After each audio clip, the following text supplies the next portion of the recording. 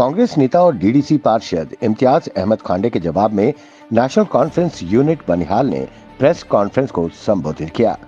National conference के नेता Tariq Ahmad Dar, advocate Mustafa Ahmad ने कांग्रेस नेता पर निशाना साधते हुए मीडिया कर्मियों से कहा कि पार्टी बनिहाल में सब्जी मंडी में हुई आग की घटना के संबंध में कानूनी जांच की मांग करेगी।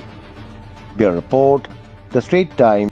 आप सब लोग जानते हैं कि जो गुज़श्ता दिनों जो यहाँ पे आग की वारदात जो सब्जी मंडी बनिहाल में हुई, तो सबसे पहले मुझे उस चीज़ का बहुत दुख है कि कमोबेश मुझे लगता है 75 से ज़्यादा जो है फैमिलीज़ इस टाइम जो है वो सफ़र कर चुकी हैं, जिनकी रोज़ी रोटी जो है, जिनका दिन जो है गुजारा इसी पे चलता था।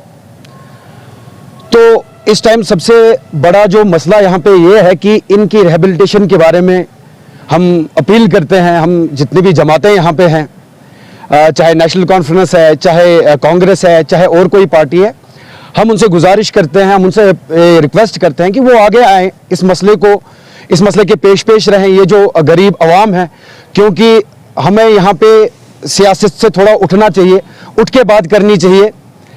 देखिए, अगर कोई रिप्रेजेंटेटिव इस टाइम कोई भी हमारे एरिया का है, हमारे यहाँ का कॉन्स्टिट्यूंसी का है, वो सिर्फ उसी का नुमाइंदा नहीं है कि जिसने उसको वोट दिया है, वो हर इंसान का, हर फर्द बशर का जो इस कॉन्स्टिट्यूंसी में रहता है उसका नुमाइंदा है। उसकी बात करना उसकी जिम्मेदारी है। इवन कि हमारे भी नुमाइंदे वो इस टाइम वही हैं। तो हम उनसे अपील करते हैं, उनसे रिक्वेस्ट करते हैं कि वो आगे आएँ, वो इनकी रिहेबिलिटेशन के लिए, इनके कंपनसेशन के लिए जो है गवर्नमेंट से जो है बात करे।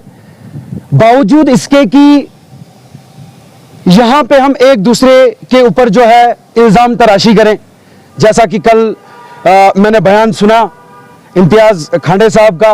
वो हमारे बड़े भाई हैं, उनकी इज्जत करते हैं, हम हमारे पास आते हैं, कोर्ट में भी बैठते हैं।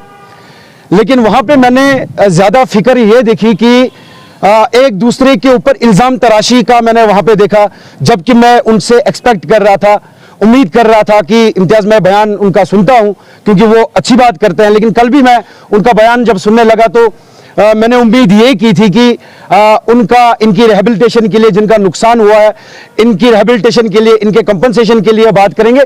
लेकिन थोड़ा बहुत अफसोस हुआ कि जब मैंने देखा कि इल्ज़ाम तराशी जो है वहाँ पे चल रही थी। आज आप बम ब्लास्ट की बात कर रहे हो, उसमें शायद ही मैंने नहीं सुना कि किसी ने कहा हो कि किसी पॉलिटिकल पार्टी ने कराई। हाँ, मैंने हाजी सजाद शाहीन साहब का बयान सुना। उन्होंने अपने बयान में ये कहा कि ये जो गरीब लोग हैं, ये जो सब्जी फरोश हैं, ये पहली बार नहीं है कि इनको जो है ऐसे हालात का सामना करना पड़ा। जब 2005 में बम ब्लास्ट, उन्होंने ये कहा कि जब 2005 में बम ब्लास्ट हुआ तो उसकी वजह से ये डिस्प्लेस हुए और उस टाइम भी इनके ऊपर ऐसा ही कहर जो है बर्पा हुआ, जो आज ये दूसरी बार जो निशाना बन रहे हैं उस चीज का। मतलब उनके कहने का यही मतलब है कि ये उस टाइम भी सफर कर चुके हैं, उस टाइम भी ये डिस्प्लेस हुए हैं और आज भी इनके साथ जो है ज्यादती हुई है, कुदरत की वजह से ज्यादती हुई है। तो इनकी रिहेबिलिटेशन के लिए, इनके कंपनसेशन के लिए उन्होंने गवर्नमेंट से डिमांड की, उन्होंने एडमिनिस्ट्रेशन से डिमांड की, उन्होंने डिजास्टर मैनेजमेंट के तहत उन्होंने कहा कि इनको मुआवजा मिलना चाहिए। हाँ, अब उन्होंने गुज़श्ता रोज वाला जो सानिया है उसमें उन्होंने ये कहा कि यहाँ पे जो वहाँ सब्जी मंडी के जो वहाँ पे लोग हैं, उन्होंने कहा कि सीसीटीवी कैमरा में जो है 3 लोग जो है वो मशकूक हालात में निकाहपोश देखे गए। तो बेहतर, मैं तो कहता हूं आम इंसान को भी ये डिमांड करनी चाहिए। अगर ये मार्केट के अंदर ऐसा वाकया होता है कि 3 निकाहपोश आके मंडी को जला रहे हैं, तो जो गांव से, यहां से, जो मार्केट से 10 किलोमीटर या 15 किलोमीटर की दूरी पे है, वो अपने आप को कितना सेफ समझेगा।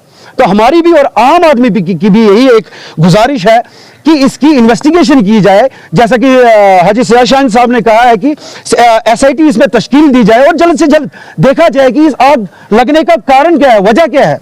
जी, आप मुझे ये बताइए, अगर 2 लोगों का कोई किसी चीज के ऊपर डिस्प्यूट होता है तो आम इंसान की दानिश में क्या करना चाहिए? क्या हमने अनसिविलाइज्ड तरीके से उनके साथ झगड़ा करना चाहिए? क्या हमने गाली गलौज देनी चाहिए, या हमें कानून का दरवाजा खटखटाना चाहिए? जिसके मेरे पास वो कॉपी पड़ी है, लेकिन उन्होंने उसमें ये कहा कि इन्होंने सब्जी मंडी के खिलाफ जो है केस फाइल किया है। मेरे पास ये कॉपी है, आप इसको आप जूम करके ये दिखा सकते हैं।